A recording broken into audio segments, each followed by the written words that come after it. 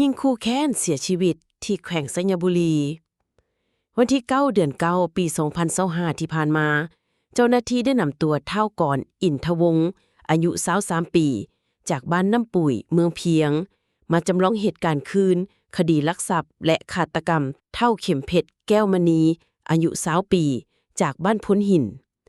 ในระยะเดือนมังกรถึงมีนา2025ผู้เกี่ยวได้ก่อเหตุการณ์ลักทรัพย์ประชาชน6ทั้งมีคำประมาณ14บาท2สลึง2หุ่นเงินบาท 20,000 บาทเงินกีบ45ล้านกีบปืนสั้น PA 63สีขาวดำ1กระบอกและง้าสร้าง1อันวันที่18เดือนมีนา2025ผู้เกี่ยวพร้อมด้วยเมียและหมู่คู่อีก3คู่ผัวเมียได้พากันเข้าไปลิ้นงานบุญที่บ้านเมืองเพียงและเกิดการพิดเถียงกันกับเฒ่าเข็มเพชรแก้วมณีผู้เสียชีวิตย้อนได้เว้าคำหยาบซ่าใส่กันจากนั้นก็เกิดมีปากเสียงกันเท่าก่อนก็ได้เอาปืนสั้นออกจากธงเสื้อแล้วมายิงใส่กลุ่มของเฒ่าเข็มเพชร1นัดจากนั้นก็ได้ขับรถจักรหนีไปเฮือนแล้วได้เอาปืนเสื่องไว้ส่วนกงกันข้ามกับเฮือนแล้วก็มานอน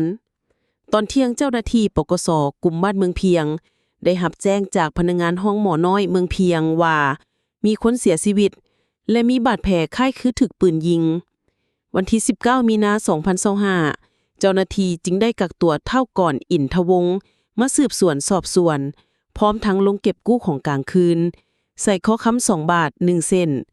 เงินในบัญชีธนาคาร55ล้านกีบเงินสด30ล้านกีบเงินบาท 20,000 บาทเงินหมั่น2หมั่นเงินหังทองแดง5อันตู้เย็น1หน่วย